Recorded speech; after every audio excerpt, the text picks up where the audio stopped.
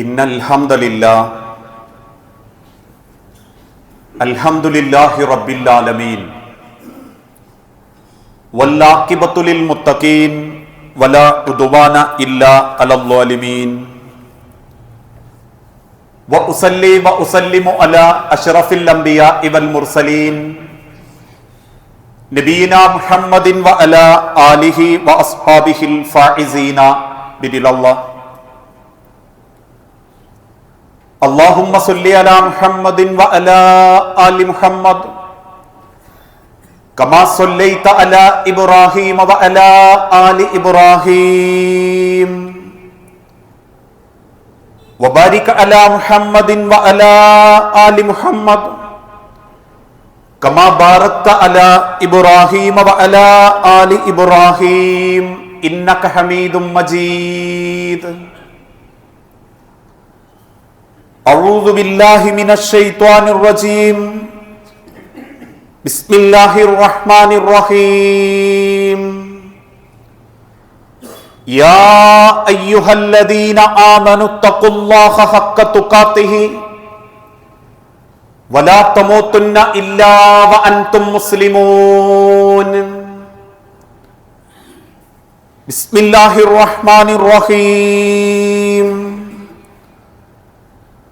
وَإِذَا رَأَيْتَهُمْ تُعْجِبُكَ أَجْسَامُهُمْ وَإِنْ يَقُولُوا تَسْمَعْ لِقَوْلِهِمْ كَأَنَّهُمْ خُشْبٌ مُّسَنَّدَةٌ يَحْسَبُونَ كُلَّ صَيْحَةٍ عَلَيْهِمْ هُمُ الْعَدُوُّ فَاحْذَرْهُمْ قَاتَلَهُمُ اللَّهُ فَأَنَّىٰ يُؤْفَكُونَ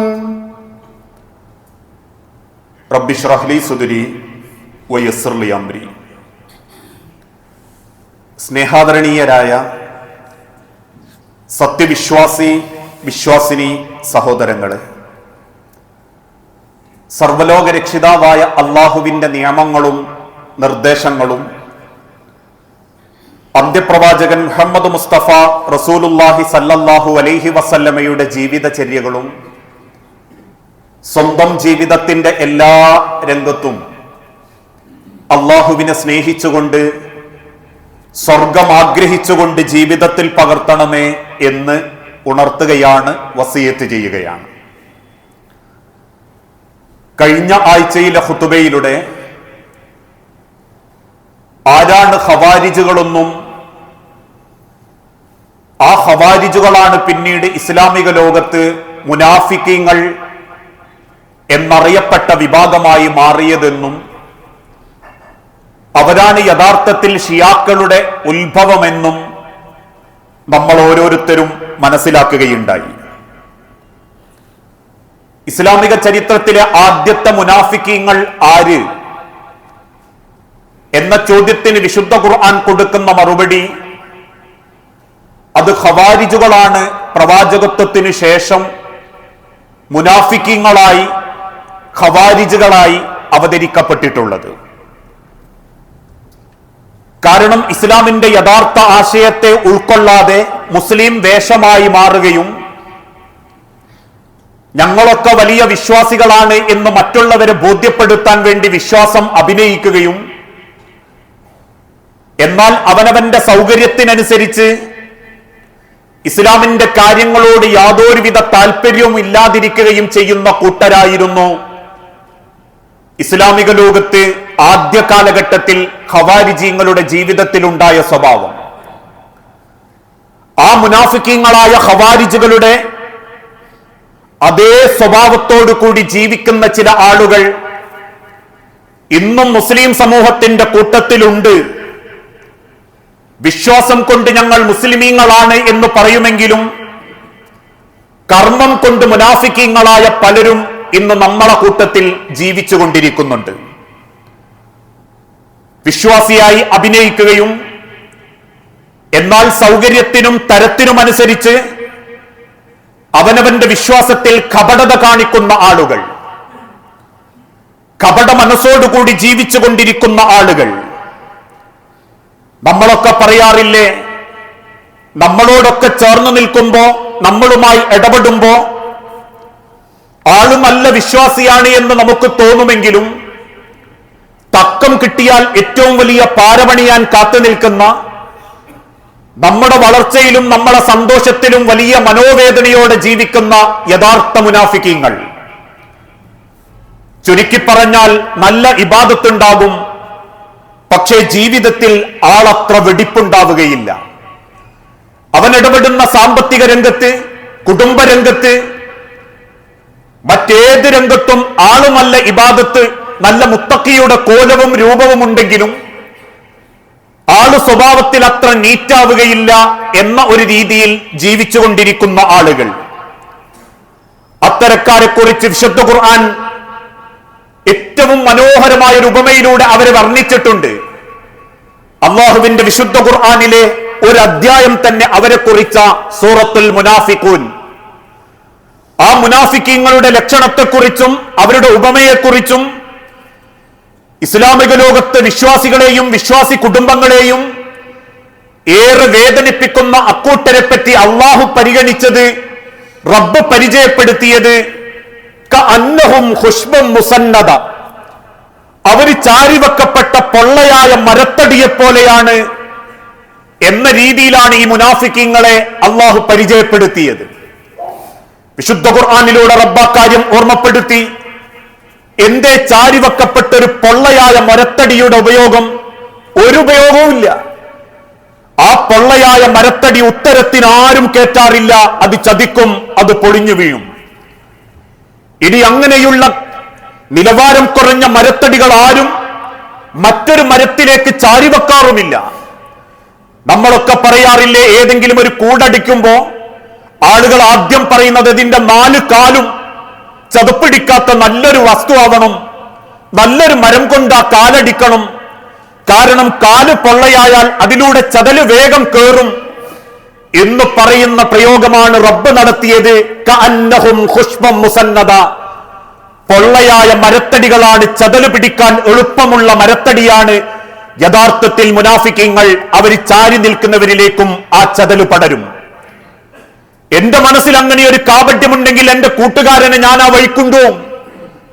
എന്റെ മനസ്സിലൊന്ന് വേലി ചാടണമെന്ന് തോന്നിയാൽ എന്റെ സുഹൃത്തുക്കളോട് ഞാൻ പറയും, നമുക്ക് യാത്ര പോകുമ്പം നാട്ടുകാരില്ലല്ലോ, കുടുംബക്കാരില്ലല്ലോ, നമുക്ക് എന്തെങ്കിലുമൊക്കെ ഒന്ന് ചെയ്യണം, ആരറിയാനാ, ഞാനും ഈയൊക്കെല്ലേ ഉള്ളൂ എന്ന് ചോദിക്കുന്ന ഒരു മുനാഫിക്കീത്തരം, ആ നിലക്കുള്ളൊരു കപടമായ മനസ്സ്, അത്തരക്കാരെ കുറിച്ചാണ് വിശുദ്ധ ഖുർആനിലൂടെ അള്ളാഹു പരിചയപ്പെടുത്തിയത്. നബിയേ,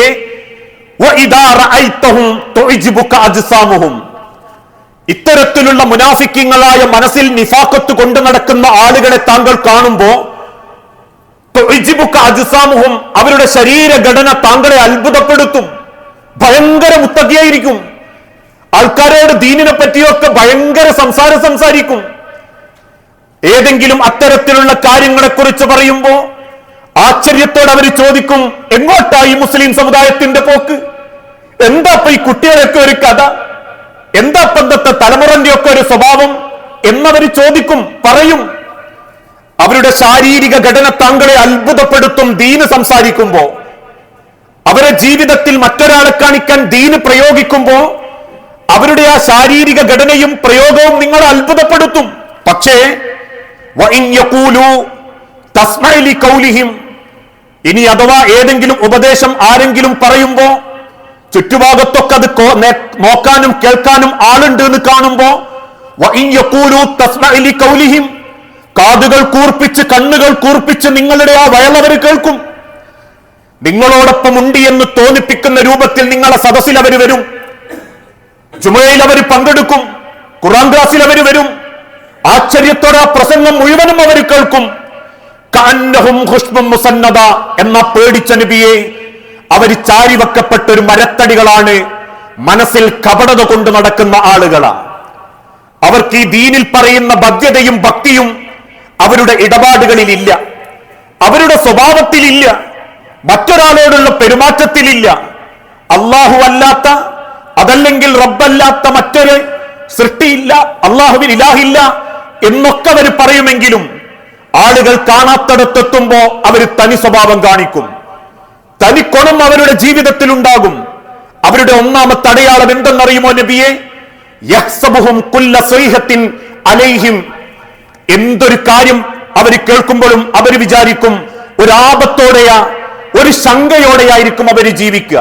ഉദാഹരണമായിട്ട് ഏതെങ്കിലും ഒരാൾ വൈകുന്നേരം വിളിച്ചിട്ട് അവന്റെ ഫോണിലേക്കൊന്ന് പറയും, എന്നെ ഒന്ന് കാണണം, എന്നെ ഒന്ന് രഹസ്യമായിട്ട് കാണണം എന്ന് കേട്ടാ അവന്റെ ഉള്ളിങ്ങനെ പെടയും. ഞാൻ പറഞ്ഞോ കേട്ടോ, ഞാൻ കള്ളത്തരം കാണിച്ചോൻ അറിഞ്ഞോ, ഞാൻ ചെയ്തതൊക്കെ അറിഞ്ഞിട്ടുണ്ടോ എന്ന ആപത്തിന്റെ ഭയപ്പാടോടുകൂടിയാണ് അവർ ജീവിക്കുക. വേറൊരാളെ മുഖത്തേക്ക് നോക്കി ചിന്തിക്കുമ്പോ ചിരിക്കുമ്പോ അയാൾ ചിരിച്ചിട്ടില്ലെങ്കിൽ എന്റെ ചിരിക്കെന്റെ റബ്ബിന്റെ കൂലി കിട്ടി, അവൻ തിരിച്ചു ചിരിച്ചിട്ടില്ലേ അവനും പടച്ചോനും തമ്മിലാവട്ടെ നല്ല എങ്ങൻകാരുള്ള പേടിക്കുക. എന്തേ ഞാൻ ചിരിച്ചിട്ടോൻ ചിരിക്കാത്ത? ഞാൻ അമ്മ പറഞ്ഞവൻ കേട്ടോ, ഓനെപ്പറ്റി പറഞ്ഞത് ഓൻ കേട്ടിട്ടുണ്ടോ? ആ കുടുംബത്തെ പറ്റി പറഞ്ഞുണ്ടാക്കിയത് ഓൻ അറിഞ്ഞിട്ടുണ്ടോ? എന്താ പോന്റെ ഒരു ചിരിയില്ലായ്മ? കണ്ടിട്ടുണ്ടോ എന്തൊരു ലോക്യല്ലായ്മ എന്നൊരു യഹ്സബൂന കുല്ല സ്വൈഹത്തിൻ അലൈഹിം, എല്ലാ ശബ്ദങ്ങളും എനിക്കെതിരാണോ? എല്ലാരും എന്റെ കള്ളത്തരം മനസ്സിലാക്കിയിട്ടുണ്ടോ? ഞാൻ ഉണ്ടാക്കി വെച്ച ചീട്ടുകൊട്ടാർ ഇപ്പൊ പൊളിയാണല്ലോ എന്നൊരു പേടി അവന്റെ ഉള്ളിൽ എപ്പോഴും ഇങ്ങനെ ഉണ്ടായിക്കൊണ്ടിരിക്കും. ഹുമുൽ അദുവ്, നബിയെ അവർ നിങ്ങളുടെ ശത്രുക്കളാ. അവനാണ് യഥാർത്ഥ ശത്രു. പരസ്യമായി ശത്രുത കാണിച്ചു പോകുന്നവരല്ല ശത്രുക്കൾ. വേഷം ധരിച്ച് തന്റെ കൂടെ കൂടി ഉള്ളിൽ മുനാഫിക്കത്തരം കൊണ്ടു നടക്കുന്ന ഇക്കൂട്ടരാണ് താങ്കളുടെ ശത്രു. ഫഹ്ദറുഹും, അവരെ തൊട്ട് താങ്കൾ മാറിക്കളയണം.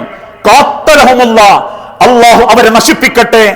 അന്നാ യുഫകൂൻ, എങ്ങനെയാണ് അവർ മാറുന്നത്, എങ്ങനെയാണ് അവർ തെറ്റിക്കപ്പെടുന്നത് എന്ന് അല്ലാഹുവിന്റെ പ്രവാചകനോട് അല്ലാഹു തന്നെ പരിചയപ്പെടുത്തുന്നു. ഇത് മുനാഫിക്കങ്ങളുടെ ലക്ഷണമായി ഇസ്ലാമിക ലോകത്ത് ചർച്ച ചെയ്യപ്പെട്ടതാണ്. കാരണം അവരെപ്പോഴും ഒരു ആശങ്കയിലായിരിക്കും. എന്റെ സ്വകാര്യ ജീവിതം, എന്റെ നല്ല ജീവിതം മറ്റൊരാൾ അറിയുമോ എന്ന പേടിയിൽ ജീവിച്ചു കൊണ്ടിരിക്കുന്ന ആളുകൾ. അതുകൊണ്ട് തന്നെ ആ സത്യത്തിന്റെ രീതിയിലേക്ക് മുൻപോട്ട് പോകാൻ മടി കാണിക്കുകയും ഒരു അഭിനയ ജീവിതവും നടത്തുമ്പോ അവരെന്നും അസ്വസ്ഥരായിരിക്കുമെന്ന് വിശുദ്ധ ഖുർആനിലൂടെ അല്ലാഹു തആല ഓർമ്മപ്പെടുത്തി. അള്ളാഹുവിന്റെ പ്രവാചകൻ മദീനയിലേക്ക് ഹിജ്റ പോകുകയും നിവൃത്തികേട് കൊണ്ട് മദീനയിൽ നിന്ന് ഇസ്ലാം സ്വീകരിക്കുകയും എന്നിട്ട് പ്രവാചകനെ സഹായിക്കുന്ന അൻസാറുകളുടെ അരികിൽ ചെന്ന് ഈ മുനാഫിക്കീങ്ങൾ പറഞ്ഞു, ഒരിക്കലും മുഹാജിരിങ്ങൾക്ക് നിങ്ങളുടേത് കൊടുക്കരുത്. എന്തിനാപ്പം നിങ്ങളുടെ കൊടുക്കുന്നത്? അള്ള കൊടുക്കൂലേ അവർക്ക്? എന്തിനാപ്പം നമ്മൾ കൊടുത്തിട്ട് എന്ന് കൂടെ കൂടി വിശ്വാസികളെ അവര് നിരാശരാക്കി കൊടുക്കുന്നത് അവർ തടയാൻ തുടങ്ങി. മുനാഫിക്കീങ്ങളുടെ ഏറ്റവും വലിയൊരു സ്വഭാവവും അതാ, വയംനഊനൽ മാഊൻ, എന്തെങ്കിലും ഒരു പരോപകാരം ചെയ്യേയില്ല, ചെയ്യുന്നതിട്ട് അനുവദിക്കുകയില്ല. എന്തെങ്കിലും ഒരു നല്ല കാര്യം ചെയ്യേയില്ല, ചെയ്യുന്നോലെ കണ്ട അവന് വലിയ ഇഷ്ടം ഉണ്ടാവൂല.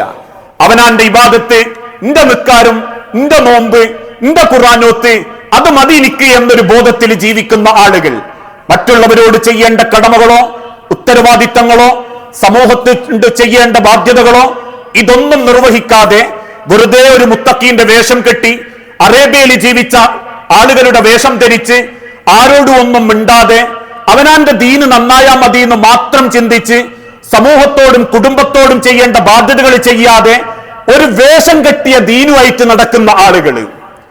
അത്തരക്കാര് അൻസാറുകളോട് പറഞ്ഞു, നിങ്ങൾ വെറുതെ പ്രവാചകനെ സഹായിക്കാൻ നിൽക്കണ്ട. കാരണം അള്ളാന്റെ കൂട്ടരാണെങ്കിൽ അള്ള അങ്ങ് കൊടുക്കട്ടെ, പടച്ചോൻ അങ്ങ് സഹായിക്കട്ടെ. ആ രംഗത്തെ പറ്റി അള്ളാഹു തന്നെ ഓർമ്മപ്പെടുത്തി. ഹുമുല്ലദീന യഖൂലൂന, അവരതാ പറയുന്നു നബിയെ, യഖൂലൂന, അവര് പറയുന്നു, ലാ തുൻഫിഖു അലാ മൻ ഇൻദ റസൂലില്ലാ, അള്ളാഹുവിന്റെ അരികിൽ നിന്ന് പടച്ച റബ്ബിനെ സ്നേഹിച്ചു കൊണ്ടുവന്ന ആളുകൾക്ക് നിങ്ങളൊന്നും കൊടുക്കേണ്ടതില്ല. ഹത്താ യൻഫല്ലു, അവർ ഈ നാട് വിട്ടു പോകുന്നത് വരെ. അവര് മക്കയിൽ നിന്ന് ഇവിടേക്ക് വന്നിട്ടുണ്ടെങ്കിൽ പടച്ചോൻ കൊടുക്കും അവർക്ക്. നമ്മുടെ സ്വത്ത് വെറുതെ കൊടുക്കണ്ട, നമ്മൾ വെറുതെ അവരെ സഹായിക്കണ്ട. ഓൽ അന്യ നാട്ടുകാരല്ലേ, വരുത്തന്മാരല്ലേ, നമ്മളിപ്പോ എന്തിനാ അവർക്കൊക്കെ കൊടുത്തിട്ട് എന്ന ഒരു മനസ്സോടെ അവർ പ്രവാചകന്റെ അനുയായികൾക്ക് നേരെ സംസാരമുതിരാൻ തുടങ്ങി. എങ്കിൽ അവരോട് റബ്ബ് ഓർമ്മപ്പെടുത്തി, വലില്ലാഹി ഖസാഇനുസ് സമാവാതി വൽ അർളി, തീർച്ചയായും ഈ ലോകത്തെക്കാളേറെ ഖജനാവിന്റെ ഉടമ അത് നിങ്ങളുടെ റബ്ബാണ്. വലാകിന്നൽ മുനാഫിഖീന ലാ യഫ്ഖഹൂൻ, മുനാഫിക്കീങ്ങൾ അത് മനസ്സിലാക്കാത്തത് കൊണ്ടാ. എന്തുകൊണ്ടാ അവരങ്ങനെ ചിന്തിക്കുന്നത് എന്ന് പോലും അള്ളാഹു ഓർമ്മപ്പെടുത്തി. അഹന്ത കൊണ്ടും അഹങ്കാരം കൊണ്ടും തന്നെക്കാൾ മറ്റൊരുത്തൻ നന്നാവുന്നത് ശരിയല്ല എന്ന ചിന്ത അവന്റെ ഹൃദയത്തിൽ വരാൻ തുടങ്ങും. ഞാനെന്തായാലും ഇങ്ങനെയായി, ഇനി ഉള്ളവരൊക്കെ അങ്ങനെ ആവട്ടെ, എന്താ എനിക്ക് മാത്രം അതല്ലെങ്കിൽ അവര് മാത്രം ഒരു മുത്തക്കീങ്ങള്, ഒരു വലിയ ദീനിന്റെ ആൾക്കാര് എന്ന ഒരു മനസ്സവന്റെ ഹൃദയത്തിൽ വരും. ഒരു തരം അഹന്ത, ഒരു തരം അഹങ്കാരം. ഇങ്ങനത്തെ മനുഷ്യന്മാര് കുറെ ഉണ്ട് നമ്മളെ കൂട്ടത്തില്. എന്തെങ്കിലും ഒരു നല്ലത് കണ്ട അതിൽ നെഗറ്റീവേ കാണൂ. ഒരു സാധു പെണ്ണിന് ഒരു ചെറുപ്പക്കാരൻ കല്യാണം കഴിക്കാൻ വിചാരിച്ച കുടുംബത്തിൽ ചിലർ പറയാറില്ലേ, എന്തോ ഒരു കുഴപ്പമുണ്ട്, മക്കളുണ്ടാവൂല, ചിലപ്പോ എന്തോ ഉള്ളു സൂക്കേട് ഉണ്ടാകും, അല്ലാണ്ടോ ആ പെണ്ണിനെ കിട്ടൂല. ഗൾഫിൽ പോയി 4 വർഷം കൊണ്ട് നല്ല ജോലിയും സമ്പാദിച്ച് നല്ല ശമ്പളമായിട്ട് നാട്ടിൽ വന്നൊരു വാഹനം എടുക്കുമ്പോഴേക്കും നാട്ടിലെ ചിലർ പറയും ആള് മുക്കിപ്പോന്നതാ, അറബീനെ കട്ടുപോന്നതാ, എന്തോ ഉണ്ടാക്കി അല്ലാത്ത നിലക്ക് ഉണ്ടാക്കി പോന്നതാ എന്ന് പറയുന്നൊരു മനോഭാവം. മറ്റൊരുത്തൻ നന്നാവുന്നത് ഇഷ്ടമുണ്ടാവൂല, ഞാൻ കേടായിപ്പോയതിൽ യാതൊരു സങ്കടവും ഉണ്ടാവൂല. പക്ഷെ ജനങ്ങളെ മുൻപിൽ ഞാൻ അത്യാവശ്യം തിരക്കേടില്ലാതെ ജീവിക്കുന്നോനാ എന്ന് ബോധ്യപ്പെടുത്താനോ മത്സരിച്ചുകൊണ്ടിരിക്കുകയും ചെയ്യും. എന്തുകൊണ്ടാണ് നബി അവരങ്ങനെയായി പോയത്? അവരെ ഹൃദയത്തിന്റെ മേലെ അള്ളാഹു ഒരു മൂടി വെച്ച് കളഞ്ഞു. അതുകൊണ്ട് തന്നെ എന്നോ പഠിച്ച ചിലത് അവരങ്ങനെ ചെയ്യുന്നല്ലാതെ വേറൊന്നു പോലെ മനസ്സുക്ക് കയറൂല നബിയെ. ഇത്തരക്കാരുടെ രണ്ടാമത്തെ സ്വഭാവം ഏത് കാര്യത്തിലും ഒരു കുത്തിത്തിരിപ്പ് ഉണ്ടാക്കും. എന്ത് കാര്യം കണ്ടാലും അതിലൊരു കുത്തിത്തിരിപ്പ്, ഒരു കാരണം ഉണ്ടാവൂല. ആ കുത്തിത്തിരിപ്പ് ഉണ്ടാക്കിയതിന് ശേഷം സ്വയം കൈ കഴുകിക്കൊണ്ട് പറയും, എന്റെ ഉദ്ദേശം നല്ലത് മാത്രാട്ടോ, എന്റെ ഉദ്ദേശം നല്ലത് മാത്ര. ഒരു കല്യാണാലോചന വരുമ്പോ ഒരു പക്ഷേ 4 തലമുറകൾക്ക് മുൻപിലുള്ള വല്യമ്മക്ക് എന്തോ ഒരു സുക്കേടുണ്ടാകും. അവസാനം അന്വേഷണത്തിന് കാണാൻ വന്ന ചെറുപ്പക്കാരൻ ഇരുത്തിയിട്ടോ പെണ്ണിന്റെ കുടുംബക്കാരിരുത്തിയിട്ടോ ചില കാരണവന്മാര് വെക്കൂലേ, ഇന്ന തറവാട്ടിലെ അതിന്റെ മേലത്തെ തറവാട്ടിലെ. ശരി, ഞാക്കൊന്ന് ആലോചിക്കണം, എന്തേ 3 തറവാട് മേലുള്ള വല്യമ്മാക്ക് ഒരു മുച്ചിറി ഉണ്ടായിട്ടുണ്ട്, വല്യപ്പാക്ക് എന്തോ ഒരു അംഗവൈകല്യമുണ്ട്, അതുകൊണ്ട് 4 തലമുറകൾക്ക് ശേഷമുള്ള എന്റെ പേരക്കുട്ടീന്റെ കല്യാണം മുന്നോട്ട് പോയാൽ എന്റെ കുട്ടിക്ക് ചിലപ്പം വൈകല്യം വരും എന്നൊരു കുത്തിത്തിരിപ്പ് ഉണ്ടാക്കിയിട്ട് കുടുംബക്കാരോട് ആ ബന്ധം മുടക്കിയിട്ട് പറയും, എന്റെ ഉദ്ദേശം നല്ല കേട്ടോ, എന്റെ ഉദ്ദേശം നല്ല തന്നെയാട്ടോ എന്ന് പറയുന്നൊരു മനോഭാവക്കാര്. അവരല്ലാനെ പിടിച്ച് സത്യമിടും, പടച്ചോനാണ്, അള്ളയാണ്, റബ്ബാണ് എന്ന് പിടിച്ചിട്ട് ഒരു സത്യടുകയും ചെയ്യും. ഇതെല്ലാ രംഗത്തുണ്ട്. വാഹനത്തിന്റെ കച്ചവട രംഗത്ത്, ഉൽപ്പന്നത്തിന്റെ കച്ചവടത്തിന്റെ രംഗത്ത് പടച്ചോനാണ് നേര് ഇന്നൽ കൊണ്ടുവന്നതാ, റബ്ബാണ് നേര് ഇന്ന് പിടിച്ചതാ എന്ന് പറയുന്ന ഒരു മനസ്സും അവർക്കുണ്ടാകും. പെരും നുണയന്മാരാണവർ.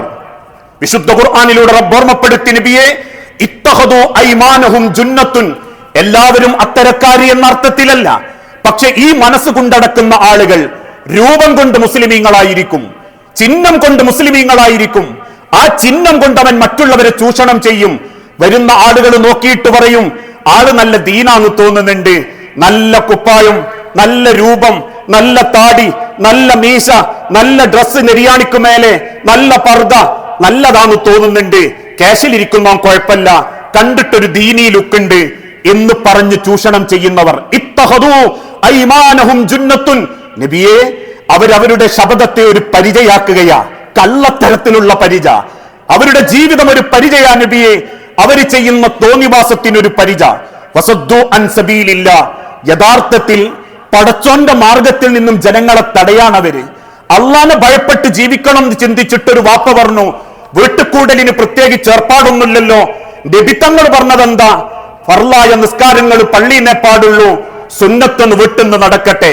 പരക്കാരൻ ഈ ഖുതുബയൊക്കെ കേട്ട് ഓന്റെ മനസ്സിന്റെ ഈമാനിനനുസരിച്ചിട്ട് തീരുമാനിച്ചു, നമ്മളെ വീട്ടുകൂടലിന് എല്ലാവരും ഒരു സുന്നത്ത് പൊരേന്ന് നിസ്കരിച്ചിട്ട് ജമാഅത്തിന് പള്ളിക്ക് പോയിക്കോട്ടെ. കേട്ട കുടുംബത്തിലെ ചിലർ പറഞ്ഞു, അതെങ്ങനെയാ ശരിയാവുക, അങ്ങനെ ഒരു ഏർപ്പാട് നമ്മളെ കുടുംബത്തിൽ ഇല്ലല്ലോ, അതുകൊണ്ട് എന്ത് ചെയ്യണം, എല്ലാവരും ഒരു സുബീക്ക് ജമാഅത്ത് നടത്തലുണ്ട്, നമുക്കത് നടത്തുന്നതിന് ഇപ്പൊ എന്താ, എന്റെ ഉദ്ദേശം നന്മ മാത്രമേ ഉള്ളൂ കേട്ടോ, എല്ലാവർക്കും ഒരു അലോഗ്യം വേണ്ടാന്ന് കരുതിയിട്ടാണ് കേട്ടോ, എല്ലാവരും എന്റെ പൊരക്കൂടലിന് വന്നോട്ടെ എന്ന് കരുതിയിട്ട ഇയായിട്ട് പുതിയൊരു ഏർപ്പാട് തുടങ്ങണ്ട. ഇനി പറഞ്ഞു തന്നതിന് അളാപ്പനോട് എനിക്ക് ദേഷ്യം തോന്നണ്ട, എന്റെ ഉദ്ദേശം നല്ലത് മാത്ര. വസദ്ദു അൻ സബീലില്ലാ. അള്ളാന്റെ മാർഗത്തിൽ നിന്ന് തടയാണവര്. പടച്ചോൻ ഇഷ്ടപ്പെട്ട വഴിയിൽ നിന്നും തെറ്റിച്ചിട്ടവര് പറയും, ഇന്നഹും സഅമാകാനു. എന്നിട്ട് റബ്ബ് ഓർമ്മപ്പെടുത്തുന്നു, ഇന്നഹും സഅമാകാനു യഅമലൂൻ. നിങ്ങൾ കാരണം അത് ചെയ്യേണ്ടി വന്നവരെക്കാൾ ഗതികെട്ട പര്യവസാനമായിരിക്കും ഈ നന്മ മുടക്കികൾക്കും കുത്തിത്തിരിപ്പുണ്ടാക്കുന്നവർക്കും. എന്നിട്ട് അവരോട് റബ്ബ് ഓർമ്മപ്പെടുത്തി അവരുടെ ഏറ്റവും വലിയ ലക്ഷണം എന്തെന്നറിയുമോ നബിയെ? വഇദാ ഖീല ലഹും ലാ തുഫ്സിദു ഫിൽ അർളി. വടങ്ങനെ ഉണ്ടാക്കല്ലേ, നിങ്ങളൊരു കുഴപ്പമുണ്ടാക്കില്ലേ, അതതിന്റെ ഭംഗിക്ക് നടക്കട്ടെ, പടച്ചോൻ ഇഷ്ടപ്പെട്ട മാതിരി നടക്കട്ടെ എന്ന് പറയുമ്പം ഖാലു അവര് പറയും ഇന്നഹാ നഹ്നു മുസ്ലിഹൂൻ, ഞങ്ങൾ നല്ലതേ ഉദ്ദേശിച്ചിട്ടുള്ളൂ ട്ടോ, ഞങ്ങൾ നല്ലതേ പറഞ്ഞിട്ടുള്ളൂ, എന്റെ ഉദ്ദേശവും നല്ലതാണ് എന്ന് പറഞ്ഞവർ കയ്യൊയ്യുന്നതും കാണാം. ഇവരാണ് നബിയെ യഥാർത്ഥത്തിൽ സൂക്ഷിക്കേണ്ട ശത്രുക്കൾ. അവരെ വിശുദ്ധ ഖുർആനിലൂടെ റബ്ബ് പരിചയപ്പെടുത്തിയിട്ടുണ്ടെങ്കിൽ ആ മുനാഫിക്കീങ്ങളെ പറ്റി അള്ളാഹു പ്രയോഗിച്ചത്, അങ്ങനെ ഒരാൾ നിങ്ങളെ കുടുംബത്തിലുണ്ടോ, നിങ്ങളുടെ സൗഹൃദത്തിലുണ്ടോ, ഭരിച്ചു വരുന്നത് പോലെ നിങ്ങളിലേക്കും ആ നിഫാക്ക് തരിച്ചരിച്ചു വരും. ആ സുഹൃത്ത് നിങ്ങളെ നശിപ്പിക്കും, ആ ബന്ധു നിങ്ങളെ നശിപ്പിക്കും, നിങ്ങളെ കുടുംബത്തിന്റെ സ്വൈര്യമോ നഷ്ടപ്പെടുത്തും. അത് പ്രായം കൂടിയ വാപ്പാരാണെങ്കിലും പ്രായം കുറഞ്ഞവരാണെങ്കിലും ശരി, ഈ നിഫാക്കത്ത് കൊണ്ടു നടക്കുന്ന ആര് കുടുംബത്തിലുണ്ടോ ആ കുടുംബത്തിലേക്ക് അവൻ പല അബദ്ധങ്ങളും കൊണ്ടുവന്നുകൊണ്ടിരിക്കുമെന്ന് അള്ളാഹുവിന്റെ പ്രവാചകനോട് റബ്ബ് തന്നെയാ ഒരു ഉപമയിലൂടെ പരിചയപ്പെടുത്തി കൊടുക്കുന്നത്. നമ്മൾ ചിന്തിക്കേണ്ടത്, നമ്മളെ കുടുംബത്തിൽ ഒരു പൊള്ളത്തടിയാണോ? നമ്മളിലൂടെ എത്ര ഫിത്ന കുടുംബത്ത് കയറിയിട്ടുണ്ട്, നമ്മളിലൂടെ എത്ര ഫിത്ന സൗഹൃദങ്ങളിൽ കയറിയിട്ടുണ്ട്. എന്റെ സുഹൃത്തുക്കൾക്ക്, എന്റെ കുടുംബത്തിന് ഞാനൊരു ഉപകാരമില്ലാത്ത പൊള്ളയായ തടിയാണോ എന്ന് നമ്മൾ ഓരോരുത്തരും സ്വന്തത്തോട് ചോദിക്കുമ്പോഴേ നമ്മളൊരു മുനാഫിക്കാണോ അല്ല യഥാർത്ഥ മുസ്ലിമാണോ എന്ന് നമുക്ക് പോലും ഉത്തരം കണ്ടെത്താൻ സാധിക്കുകയുള്ളൂ.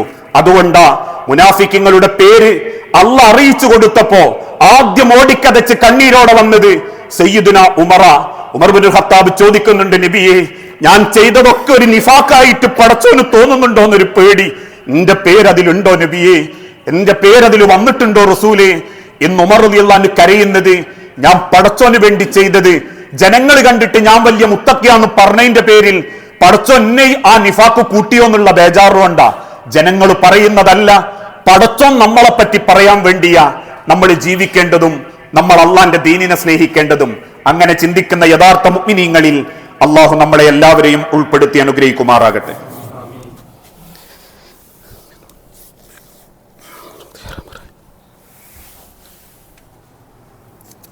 അൽഹംദുലില്ലാഹ് വസ്സലാത്തു വസ്സലാമു അലാ റസൂലിൽ അമീൻ വഅലാ ആലിഹി വഅസ്ഹാബിഹി അജ്മഈൻ അമ്മാ ബഅദ്. യാ അയ്യുഹൻ നാസ് ഊസീകും സാനിയം ബിതഖ്വല്ലാഹ്. ജീവിതത്തിന്റെ ഒരു രംഗത്തും അള്ളാഹുവിനെ മറന്നുപോകരുത് എന്ന് എന്നോടെന്ന പോലെ നിങ്ങളിൽ ഓരോരുത്തരോടും വസിയത്ത് ചെയ്യുകയാണ്, ഉപദേശിക്കുകയാണ്. ഒരു മുനാഫിക്കിനെ അള്ളാഹു പരിചയപ്പെടുത്തുന്നത് വിശുദ്ധ ഖുർആനിന്റെ 114 സൂറത്തുകളും പരിശോധിച്ചു നോക്കുമ്പോൾ അള്ളാഹുവിന്റെ മാർഗത്തിൽ വഴിവിട്ട് ജീവിച്ച മഹാവൃത്തികേട് ചെയ്ത ആളുകളുടെ പര്യവസാനം എങ്ങനെ എന്ന് അള്ളാഹു അവരുടെ ശിക്ഷാവിധിയുടെ അവസ്ഥയെക്കുറിച്ച് പരിചയപ്പെടുത്തുന്നില്ല. ഒരു വ്യഭിചാരിക്ക് അള്ളാഹു കൊടുക്കുന്ന ശിക്ഷയെപ്പറ്റി പറയുന്നുണ്ട്, അത് പൊരുത്തപ്പെട്ടേക്കാം എന്നും പറയുന്നുണ്ട്. ഒരു സാമ്പത്തിക ഇടപാടിൽ അക്രമം കാണിച്ചവൻ അള്ളാഹു പൊറുത്തേക്കാം, എന്നാൽ അവൻ ഇന്ന ശിക്ഷകൾ ഖബറിലുണ്ടാകും എന്ന് പറയുന്നുണ്ട്. എന്നാൽ അള്ളാഹു വെറുപ്പോടുകൂടി ആ നരകത്തിന്റെ അടിത്തട്ടിലാണവർ എന്നുറപ്പിച്ചു പറയുന്നത് മുനാഫിക്കീങ്ങളായ ആളുകളെ കുറിച്ച് മാത്രമാണ്. മറ്റുള്ള ശിക്ഷകളൊക്കെ ഇങ്ങനെയുണ്ട്, അതൊക്കെ ലഭിച്ചേക്കാം എന്നൊക്കെ പറയുന്ന റബ്ബ് വിശുദ്ധ ഖുർആനിലൂടെ പറയുന്നു, ഇന്നൽ മുനാഫിക്കീന, തീർച്ചയായും ഈ വേഷം കെട്ടി ജീവിക്കുന്ന ആളുകൾ, തോളിലിരുന്ന് ചെവികടിച്ച് ജീവിക്കുന്ന മുനാഫിക്കീങ്ങൾ, ചേർന്നു നിന്ന് ചതിക്കുന്ന മുനാഫിക്കീങ്ങൾ, വേണ്ടാത്തടത്തും വേണ്ടടത്തും കുത്തിത്തിരിപ്പായിട്ടിറങ്ങുന്ന ഇത്തരത്തിലുള്ള മുനാഫിക്കീങ്ങൾ, ഇന്നൽ മുനാഫിക്കീന ഫി ദർക്കിൽ അസ്ഫലി മിനൻ നാർ, അവർ നരകത്തിന്റെ അടിത്തട്ടിലായിരിക്കും. ഏറ്റവും ചൂട് ബാധിക്കുന്ന നരകത്തിന്റെ അടിത്തട്ടിലായിരിക്കും മുനാഫിക്കീങ്ങൾ. വലൻ തജിദ ലഹും നസീറ, ഒരു സഹായിയെയും അവരവിടെ കാണുകയില്ല, ഒരു സഹായിയെയും അവർക്ക് അല്ലാഹു ഉടമപ്പെടുത്തി കൊടുക്കുകയില്ല. ബാക്കി അബദ്ധങ്ങളും കുറ്റങ്ങളും ചെയ്തവർക്കൊക്കെ ശുപാർശകന്മാരുണ്ടാകുമ്പോ ഇങ്ങനെ വെറുതെ വേഷം കെട്ടി മുസ്ലിമിന്റെ പേരും മുസ്ലിമിന്റെ കോലവും വെച്ചിട്ട് നാട്ടുകാരെ പറ്റിക്കുകയും കുടുംബത്തെ പറ്റിക്കുകയും സമൂഹത്തിന്റെ മുൻപിൽ വേഷം കെട്ടുകയും ചെയ്യുന്ന ആളുകളെ അള്ളാഹു പരിചയപ്പെടുത്തിയത് നരകത്തിന്റെ അടിത്തട്ടിലായിരിക്കും. സഹാബത്ത് ചോദിച്ചു, നബിയെ, മുനാഫിക്കീങ്ങളെ വേഗം മനസ്സിലാക്കാനുള്ള ഒരു ലക്ഷണം എന്താ? ആയത്തുൽ മുനാഫിക്കി സലാസുൻ, 3 ലക്ഷണം അവരുടെ ജീവിതത്തിൽ ഉണ്ടാകും. ഇതാ കദിബ ഹദസ, അഥവാ ഇതാ അവര് സംസാരിക്കുകയാണെങ്കിൽ അവരെങ്ങാനും സംസാരം തുടങ്ങിയാൽ കദിബ, കള്ളത്തരായിരിക്കും പറയാ. ഇന്ന് ചില ആൾക്കാർ പറയലില്ലേ, വാക്കല്ലേ മാറ്റാൻ പറ്റൂ, തലയൊന്നും മാറ്റാൻ പറ്റൂലല്ലോ. അത്ര ലഘുവായിരിക്കും അവർക്ക് വിഷയങ്ങൾ. വെറുതെ കള്ളത്തരം അങ്ങോട്ട് പടച്ചു വിടുക, എന്നിട്ട് അതിന്റെ പേരിൽ ലാഭം ഉണ്ടാക്കുക. നുണ കുറെ അങ്ങോട്ട് പടച്ചു വിടുക, അതിന്റെ ലാഭം അങ്ങോട്ട് അവനാന്റെ പേരിലേക്ക് ആക്കുക. എന്നിട്ട് പറയും ജീവിക്കണ്ടേ. ഇപ്പൊ ആരാ കളവറിയാത്ത? തല മാറ്റാൻ പറ്റൂലല്ലോ, വാക്കല്ലേ മാറ്റാൻ പറ്റൂ എന്ന് ചോദിക്കുന്ന വാക്കിന് നേരും നെറിയും കൊടുക്കാത്ത വ്യക്തികൾ. രണ്ടാമത്തത് വിശ്വസിച്ചാൽ ചതിക്കും. വിശ്വാസത്തോടുകൂടി അവനെ സമീപിക്കുമ്പോ അവന്റെ മനസ്സിലുള്ളത് ഓന്റെ കുടുംബമൊന്നും അല്ലല്ലോ, എനിക്ക് പോനാക്കിയിട്ടെന്താ, കണ്ട പരിചയം, കേട്ട പരിചയം, അറിഞ്ഞ പരിചയം, അത്രയല്ലല്ലോ. അതുകൊണ്ട് ഇന്ന വിശ്വസിച്ചതല്ലെങ്കിൽ മറ്റൊരാൾ വിശ്വസിച്ച് ചെല്ലുമ്പോൾ ഉള്ളുകൂടെ ചതിക്കും. ബന്ധങ്ങൾക്ക് ഒരു വിലയും കൊടുക്കാതെ അവനാന്റെ ചോരന വരെ ചതിക്കും. അവനാന്റെ ചോരന വരെ ചതിക്കും. ഒരു ബാപ്പാന്റെ ഉമ്മാന്റെയും ഗർഭത്തുനിന്ന് വന്നതാണെന്നും ഒരു ഉമ്മാന്റെ മുലപ്പാല് കുടിച്ചതാണെന്നുള്ള ഒരു ബോധം ഉണ്ടാവില്ല. വിശ്വസിച്ചാൽ ചതിക്കും. എന്തെങ്കിലും വാഗ്ദാനം ചെയ്ത പിന്നെ അതിനെപ്പറ്റി യാതൊരു മുണ്ടാട്ടവും ഉണ്ടാവില്ല. ആ വാഗ്ദാനം ലംഘിക്കും. അത് ചെറിയ കുട്ടികളോടാണെങ്കിലും. ഒരിക്കൽ മക്കൾക്ക് മധുരം കൊടുക്കാമെന്ന് പറയുമ്പോൾ നബി തങ്ങൾ പറയുന്നുണ്ട്, കൊടുക്കെങ്കിലേ വാഗ്ദാനം കൊടുക്കാവൂ, അല്ലെങ്കിൽ കൊടുക്കരുത്. എനിക്ക് കൊടുക്കാൻ പറ്റെങ്കിലെങ്കിൽ കൊടുക്കാവൂ, അല്ലെങ്കിൽ ഇങ്ങനെ ഇത് ചെയ്യരുത്. അത് പറയാനുള്ള കാരണം മക്കളെ പറ്റിച്ചാൽ പോലും അത് വാഗ്ദത്ത ലംഘനമെന്നാണ്. ഇന്ന് പലരും പല വാക്കും കൊടുക്കും വെറുതെ തൽക്കാല നേരത്തെ രക്ഷപ്പെടാൻ വേണ്ടി. ഇതൊക്കെ മുനാഫിക്കങ്ങളുടെ ലക്ഷണമായിട്ടാണ് പറയുന്നത്. വിശ്വാസികളിലെ ആദ്യകാലഘട്ടത്തിലെ മുനാഫിക്കങ്ങളായ ഖവാരിജകൾക്കുണ്ടായ അതേ ലക്ഷണം. ഇത്തരക്കാരുടെ ഹൃദയത്തിലേക്ക് പിന്നെ ദീൻ വരുമ്പോൾ തൂക്കി വെക്കുന്ന, ഇത് സ്വീകരിക്കണോ അല്ലെ അതാണോ നല്ലേ, അപ്പോൾ തീരുമാനിക്കും. എല്ലാവരും ചെയ്യുന്ന ഇതായതുകൊണ്ട് ദീൻ അങ്ങോട്ട് മാറിക്കട്ടെ എന്ന്. ഇന്നതല്ലേ സംഭവിക്കുന്നത്? ഇന്നതല്ലേ ഓരോരുത്തരും ചെയ്യുന്നത്? എല്ലാവർക്കും താല്പര്യമുള്ളത് കൊണ്ട് ഞാൻ വിചാരിച്ചാൽ അങ്ങനെ അങ്ങ് നടന്നോട്ടെ. എന്തേ? അതുകൊണ്ട് ഗാനമേള വന്നോട്ടെ, എല്ലാ പടകം പൊട്ടിക്കലും വന്നോട്ടെ, എന്തും വന്നോട്ടെ, എല്ലാവരും പറഞ്ഞ അങ്ങനെ ആയിക്കോട്ടെ. അപ്പൊ ഞാൻ വിചാരിച്ചെന്നാ പിന്നെ ഗാനമേള ആയിക്കോട്ടെ, പാട്ടായിക്കോട്ടെ, തുള്ളലായിക്കോട്ടെ. അവിടെ പടച്ചോന്റെ ദീനായിട്ട് ഇങ്ങനെ ചേർത്ത് നോക്കുമ്പോൾ മുനാഫിക്കങ്ങൾക്ക് ഏറ്റവും പ്രാധാന്യം തോന്നുന്നത് എന്തായിരിക്കും? അള്ളാഹ്ക്കെതിരുള്ളതായിരിക്കും തോന്നുക. എന്നിട്ട് അവർ സ്വയം കുറ്റബോധം മറയ്ക്കാൻ മനസ്സ് ചിന്തിക്കും, ഇതിപ്പോ ആരോ ചെയ്യാത്തതാണോ, ആരോപ്പതൊക്കെ ചെയ്യാണ്ടിരിക്കലുണ്ടോ എന്ന് ചിന്തിച്ച് കളയുകയും ചെയ്യും. നമ്മൾ ഏത് കൂട്ടരിലാണ് ഇപ്പൊ സഞ്ചരിച്ചുകൊണ്ടിരിക്കുന്നത് എന്ന് സ്വന്തത്തോട് ചോദിക്കുക. തിരുത്താനും മാറാനും പടച്ചോൻ അവസരം തന്ന ഒരു ദിവസം കൂടിയാണ് ഇന്നെനിക്ക് പുലർന്നു കിട്ടിയത് എന്ന് ചിന്തിക്കുന്ന വിശ്വാസിയെ അള്ളാഹു ഇഷ്ടപ്പെടുന്നത്.